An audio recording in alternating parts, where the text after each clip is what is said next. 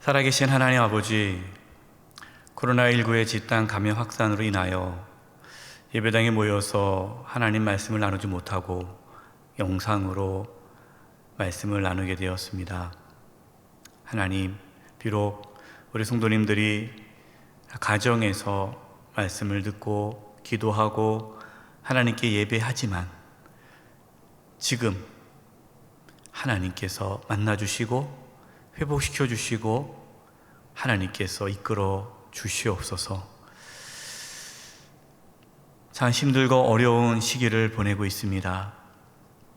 하나님, 하루속히 코로나19가 진정되어져서 우리 성도님들이 예배당에 모여 함께 예배하며 또 교제 나눌 수 있도록 도와주시옵소서.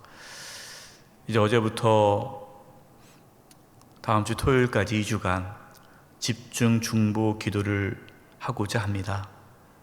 저희들이 금식하며 기도하며 하나님께 간구할 때 저희들의 기도를 들어주시고 응답하여 주시옵소서.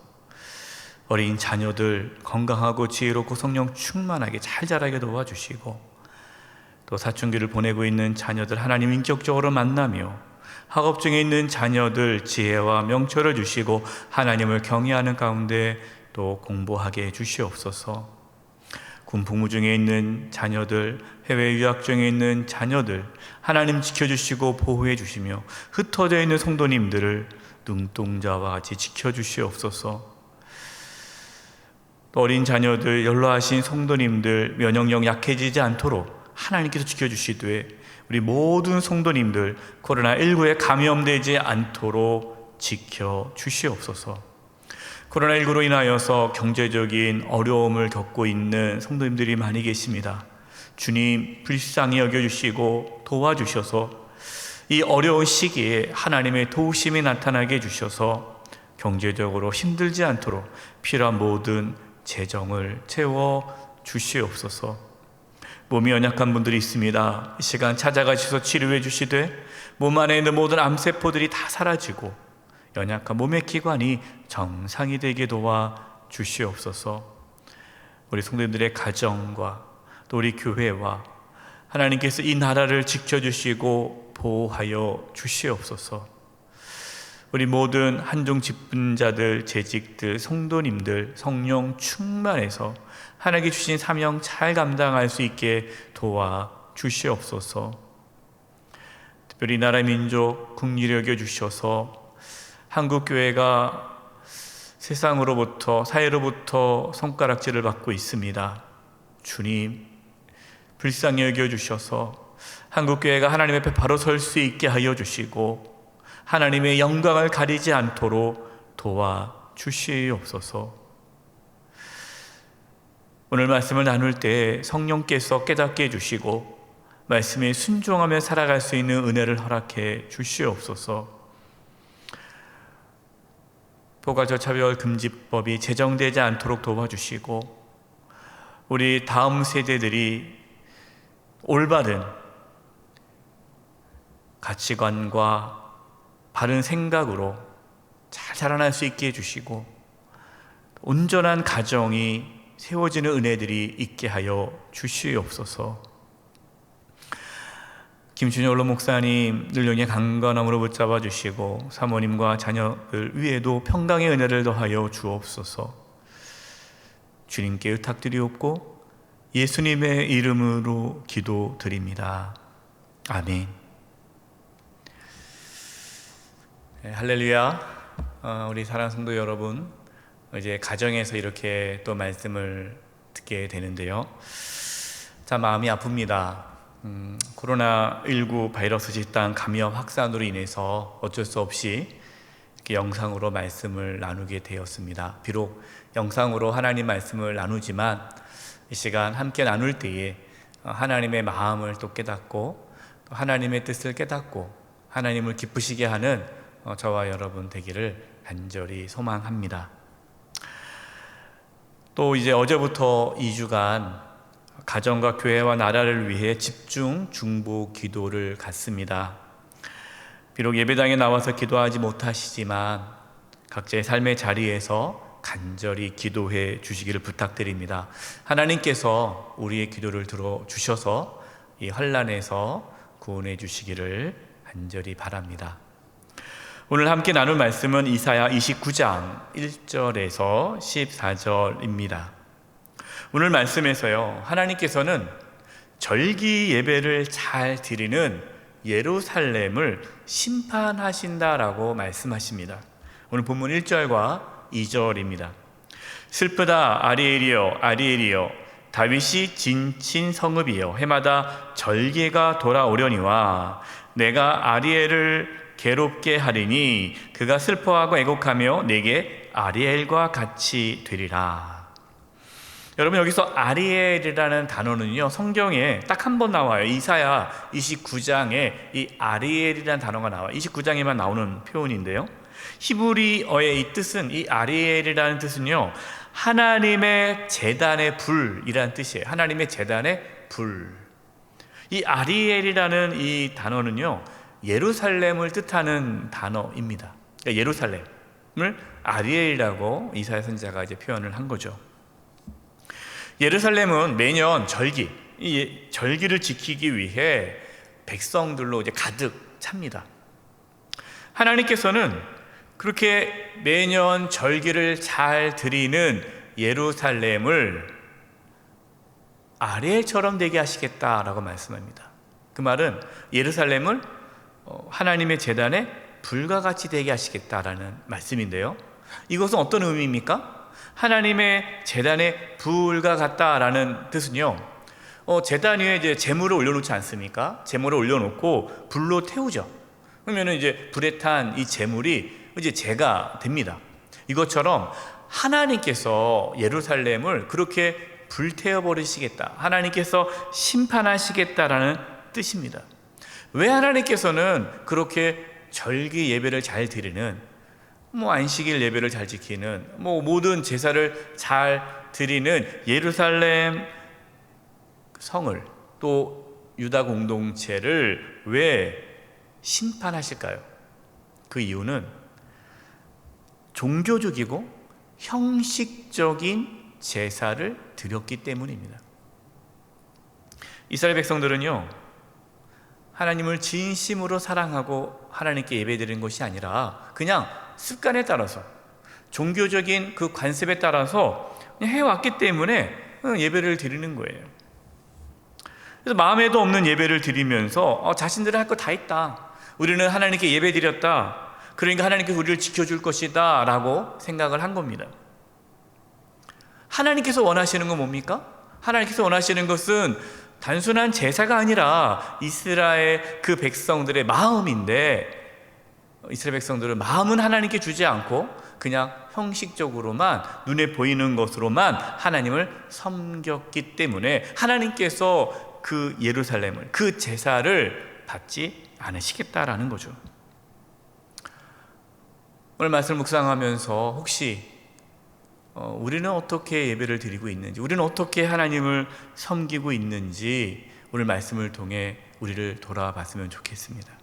여러분, 우리는 어떻게 하나님을 섬기고 있습니까? 혹시 오늘 이 본문에 나와 있는 이스라엘 백성들처럼 형식적으로 하나님을 섬기고 있지는 않습니까?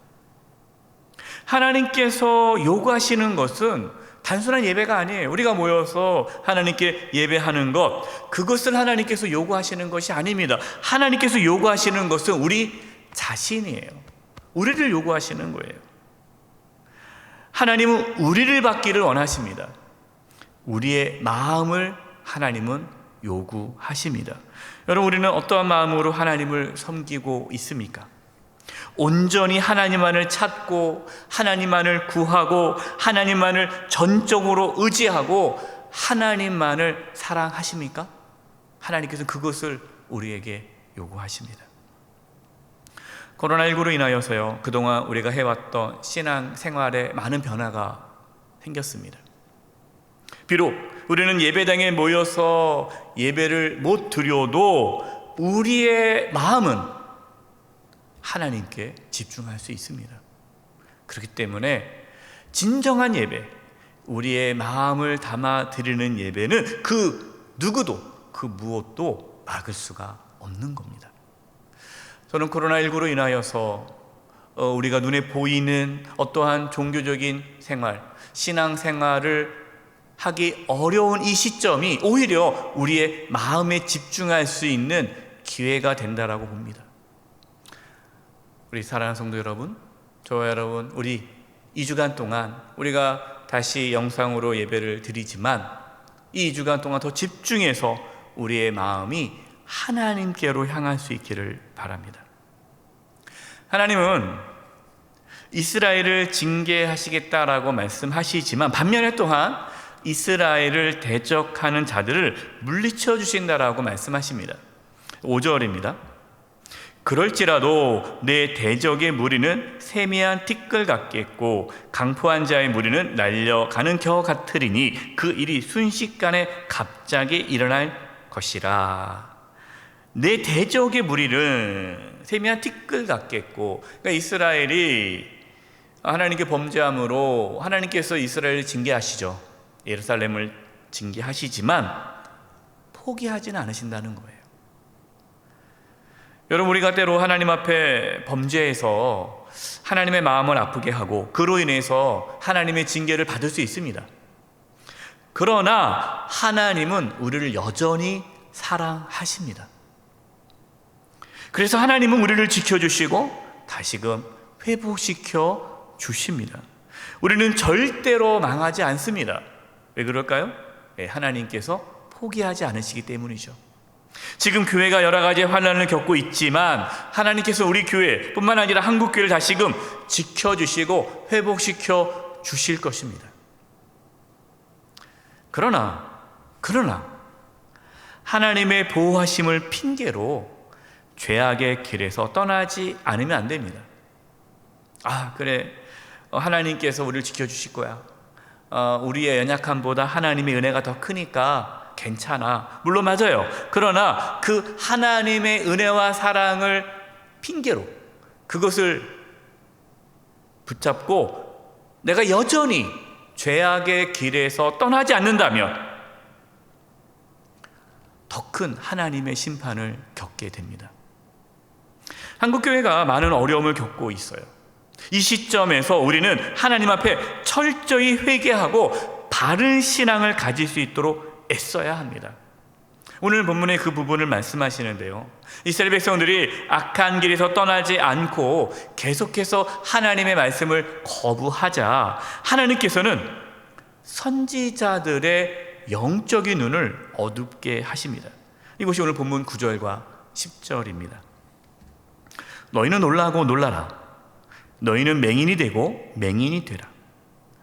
그들의 취함이 포도주로 말미암이 아니며 그들의 비틀거림이 독주로 말미암이 아니니라. 대저 여호와께서 깊이 잠들게 하는 영을 너희에게 부어주사 너희의 눈을 감기셨음이니 그가 선지자들과 너희의 지도자인 선견자들을 덮으셨음이라. 여러분, 제일 무서운 게 뭔지 아세요? 정말 제일 무서운 하나님의 징계는요, 영적인 눈이 머는 거예요. 여러분, 우리의 영적인 눈이 밝혀지지 않으면, 여러분, 우리의 영적인 눈이 밝아지지 않으면 우리는 하나님의 은혜를 깨달을 수가 없습니다. 그래서 제일 무서운 것은요, 영적인 감각을 잃어버리는 거예요. 저는 우리 한국교회 목회자들이 영적인 눈이 어두워져서 영적인 감각을 잃어버리지 않을까 두렵습니다. 당시 이스라엘 선지자들은 영적인 눈이 어두워져서 하나님의 말씀을 바르게 전하지 못했습니다. 거짓된 평안을 선포했어요. 이스라엘 백성들이 잘못된 길을 걸어가도 괜찮다, 하나님께서 지켜주실 것이다 라고 가르쳤습니다. 회개하라고 말씀 전하지 않았어요. 하나님 말씀을 바르게 전하지 않고 사람들이 듣기 좋은 말만 전했습니다. 여러분, 우린 기억해야 돼요. 선지자라고 해서 스스로 하나님의 말씀을 깨닫는 것이 아닙니다. 목회자라고 해서 스스로 하나님의 말씀을 깨닫는 것이 아니에요. 신학교 가서 배웠다고 해서, 목회를 좀 경력이 있다고 해서, 큰 교회 목회자라고 해서 여러분, 그 목회자가 스스로 하나님의 은혜를 깨닫는 것이 아닙니다. 하나님께서 영적인 눈을 어둡게 하시면 그 누구도 하나님의 말씀을 깨달을 수가 없습니다. 그런데 왜 이렇게 하나님께서는 이스라엘 땅에 그 선지자들의 영적인 눈을 어둡게 했을까요? 왜 이스라엘 땅에 영적인 눈이 어두워졌을까요? 그 이유가 13절에 나옵니다. 13절. 오늘 말씀에서 하나님께서 주고자 하는 메시지가 13절이에요. 주께서 이르시되 이 백성이 입술로는 나를 가까이 하며 입술로는 나를 공경하나 그들의 마음은 내게서 멀리 떠났나니 그들이 나를 경외함은 사람의 계명으로 가르침을 받았을 뿐이라. 이스라엘 백성들 입술로는 하나님을 공경합니다. 입술로는 우리가 하나님을 사랑합니다, 하나님을 공경합니다, 하나님을 경외합니다, 이렇게 고백을 하는데 마음은 어때요? 마음은 하나님에게서 멀리 떨어졌어요. 말로만 하나님을 사랑한다고 하지만 속마음은 세상을 사랑하는 거예요. 말로는 하나님을 위한다고 하고 말로는 하나님의 영광을 위한다 하지만 속마음은 자신의 영광을 위해서 하는 겁니다. 여러분, 하나님은 우리의 마음을 아십니다. 우리의 진심을 아십니다. 우리의 속마음을 아십니다. 우리의 속마음이 어디에 있는지 하나님은 너무나도 잘 아십니다. 그래서 하나님을 속일 수가 없습니다. 그래서 입술로는 하나님을 공경하지만 속마음으로는 하나님을 공경하지 않는 자의 그 영적인 눈을 하나님께서는 어둡게 하십니다. 하나님의 은혜를 깨닫지 못하게 하는 거예요. 저는 이것이 두렵습니다. 여러분, 다른 게 두려운 게 아니에요. 정말 우리는 입술만 아니라 속마음으로도 하나님을 공경하고 있습니까? 여러분, 우리 속마음은 어디에 있습니까? 한국교회 목회자들과 성도들의 속마음이 하나님을 공경하고 있습니까? 하나님을 공경한다는 그 고백이 그냥 종교적인 고백이고 습관에 따른 고백은 아닙니까? 여러분, 물론 우리는 연약해서 하나님 앞에 범죄할 수 있어요. 죄를 지을 수 있어요. 그러나 속마음까지 속이면서 신앙생활을 해서는 안 됩니다. 그럼 돌이킬 수가 없어요. 아닌 척하면 안 돼요. 우리가 속마음을 속이면요, 하나님께서는 그 사람의 영적인 눈을 어둡게 하십니다. 영적인 눈이 어두워지는 순간 영적 감각을 잃어버리게 되고 더 이상 하나님의 은혜를 깨닫지 못하고 그 영혼은 피폐해지고 상상할 수 없는 영적 암흑길을 걷게 됩니다. 사랑하는 성도 여러분, 우리의 속마음이 하나님을 향할 수 있기를 바랍니다. 진심으로 하나님을 찾기를 바라고 하나님의 은혜를 구하기를 바라고 우리의 속마음을 속여서 우리의 영적인 눈이 어두워지지 않도록 하나님 앞에 정직하게 나아갈 수 있기를 바랍니다. 하나님 앞에 거짓이 아니라 진실되게 기도하시고 진실되게 하나님을 찾으시고 진실되게 하나님을 공경하고 섬기는 저와 여러분 되기를 간절히 기도드립니다. 기도하겠습니다.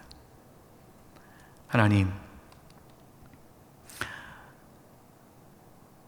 진심으로 하나님을 섬기기를 원하고 진심으로 하나님을 공경하며 하나님을 바라보기를 원합니다. 주님, 저희들에게 진실한 마음을 주시옵소서. 그래서 영적인 눈이 어두워지지 않게 해주시고 영적인 눈이 밝아져서 하나님의 말씀을 깨닫고 하나님의 은혜를 깨닫게 하여 주시옵소서. 예수님의 이름으로 기도드립니다. 아멘.